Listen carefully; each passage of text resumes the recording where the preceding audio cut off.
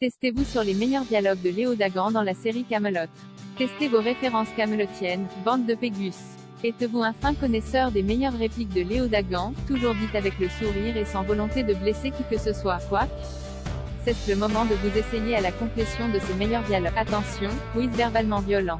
Dans Camelot, Léo Dagan apparaît dès le premier épisode sous les traits de Lionel Astier. Avec Arthur et Perceval, il se cache d'adversaires plus nombreux et cherche un stratagème pour se sortir de ce mauvais pas. On ignore alors qu'il est le beau-père d'Arthur, car père de Guenièvre. Léo Dagan est marié avec Célie, une dame acariâtre. Quiz Camelot, complétez ces répliques de Léo Dagan sans vouloir la ramener. La seule différence concrète avec des bruits, c'est ce que vous appelez sadé. Ah bah c'est sûr tout se pas. Ma parole, des engins comme vous, ça devrait être fourni.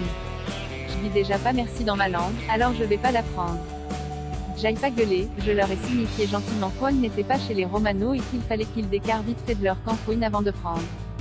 Entre son épée qui fait de la lumière, son Merlin qui fait pleuvoir des grenouilles et sa dame du lac qui se prend pour une truite, il lui manque plus.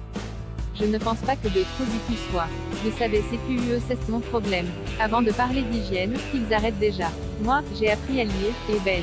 Alors, si vous êtes plus à l'aise avec les notions concrètes, je peux vous proposer. Cette couronne symbolise la fin des haricots et la décarade des tirs au flanc, et surtout l'avènement de l'ordre et de la discipline. En d'autres termes, vous allez prendre mon pied aux fesses qui ça si vous ne revoyez pas les épisodes, pas mal, mais vous me faites penser à bord, j'y peux pas trop vous encadrer. Bravo, vous êtes le roi de la balise, en récompense, voici mon sourire légendaire. Arthur dit qu'il est malsain mais je ne vois pas de quoi il parle. Comme sa femme, Léo Dagan est lui aussi acariâtre et autoritaire. Il se désole que Arthur ne touche pas sa fille Guenièvre et ne donne pas un héritier au trône de Bretagne. Il est aussi navré que son fils Yvain ne soit pas le chevalier sans peur et sans reproche qu'il espérait. Surtout, Léo Dagan, originaire de Carmélite, se satisfait d'être accueilli à Camelot, le siège du pouvoir de Bretagne, et agit en tant que responsable de la défense du royaume de l'Ogre.